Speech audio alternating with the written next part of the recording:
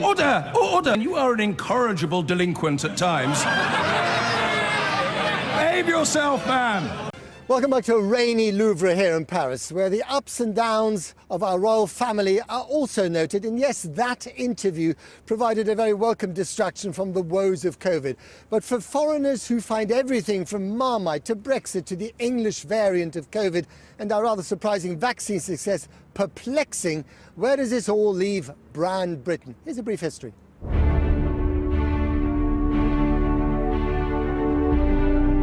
Monarchs, take note. This is the place in Paris where the French Revolution dispensed with the crowns and the heads of King Louis XVI, his extravagant Queen Marie Antoinette, as well as countless other aristocrats.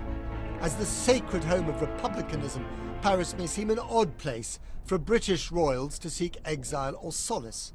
But they did, most famously, the last time an American divorcee, true love and royal rigidity collided with each other. The Duke of Windsor, aka King Edward VIII, and Wallis Simpson lived here in exile for decades. Later the house was rented, bizarrely one might add, by Mohammed Al-Fayed, father of Dodi, boyfriend of Princess Diana, pictured here in front of a large portrait of Wallis Simpson, a liaison of outcasts perhaps. Dodi and Diana of course tragically died in this tunnel in Paris. And yet Mohammed Al-Fayed renewed the lease on this villa in 2016 for 50 years. No wonder we wanted to go and see him. So this sign here doesn't just say beware of the dog, it says beware of the nasty dog. Let's see if anyone's in. Allô? Il y a quelqu'un? But the life and death of British royals is only a small part of the vexed story of our mutual love-hate relationship. There is Brexit, food, and now COVID. The Kent variant prevails in France, and its British branding at this test site won't let you forget. Well, with all these events serving to define Britain, especially in the era of Brexit, where exactly do we stand? How does this change Britain? Here to discuss this, in Washington, Jonathan Capehart from the Washington Post and a host on MSNBC. And here in Paris with me is Marion van Rantegem, a journalist who writes for a number of publications. Thank you very much for coming on the programme. Let me start with you, Marion. Yeah. Meghan Markle, Brexit, the vaccine squabbles, it's all a bit of a mess. Where do you think that leaves brand Britain, if we can call it that? Well, you've been quite entertaining lately, I must say, but we are used to it. And I think that we French have a sort of a mixed feelings towards the Brits. And for example, love-hate.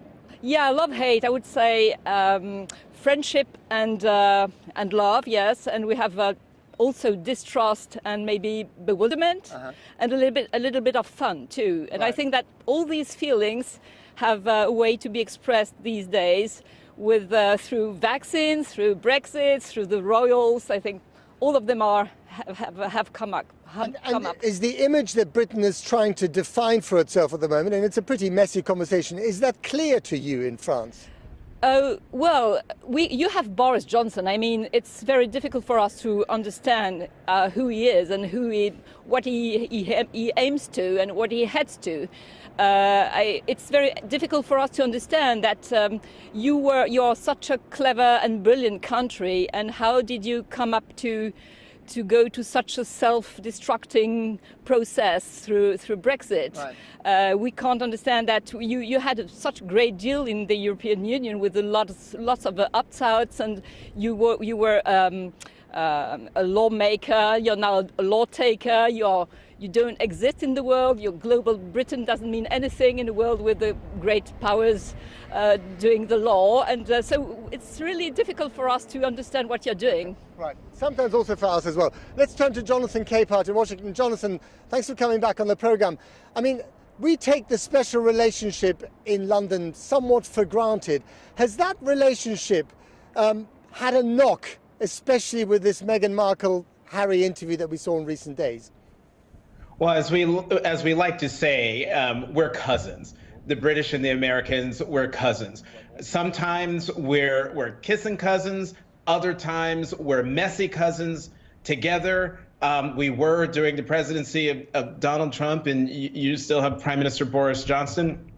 But now we have President Biden, and so now you get to be the standalone messy cousin.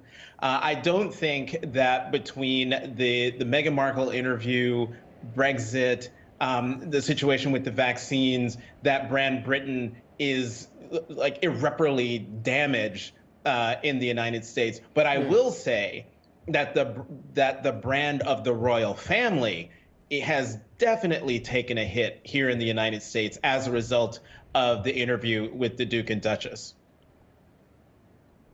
And does that, Jonathan, affect the brand of Britain as well? Does it bleed through to the rest of the brand?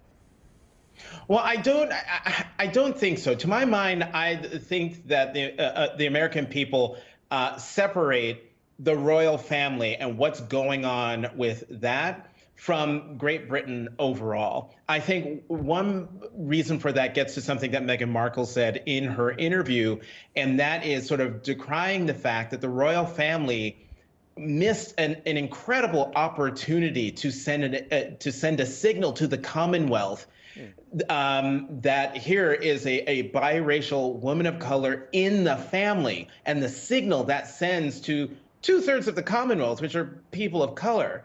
That, I think, is a message and a situation where Americans look at the royal family and think, what are you doing? How could you not see this coming? And I think this gets to a bigger issue here, Matt, and that is Americans. We in the United States have spent about 400 years speaking overtly and covertly, implicitly and explicitly about matters of race in this country. And I think what we're seeing now is Great Britain and the royal family in particular now having to deal with issues of race, the royal family.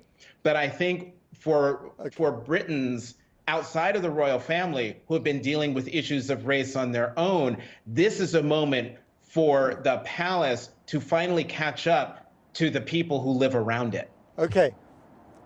All right. Let me just briefly and very finally, Marion, do you think when you look at what's happening with our royal family in Britain, are you happy to have got rid of your royal family 200 and something years ago in 10 seconds?